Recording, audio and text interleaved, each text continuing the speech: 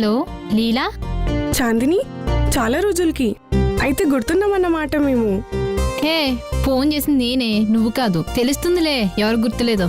మేమంటే ఎప్పుడు ఒక ఊళ్ళోనే ఉంటాము, నువ్వు చిన్నప్పటి నుంచి అలా కాదుగా. నేనిప్పుడు ఊర్లోనే ఉన్నానే.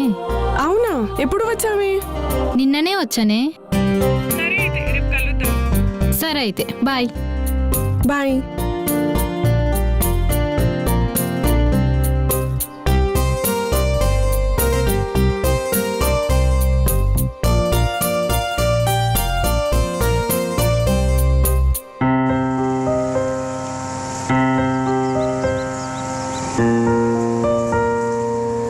నువ్వా?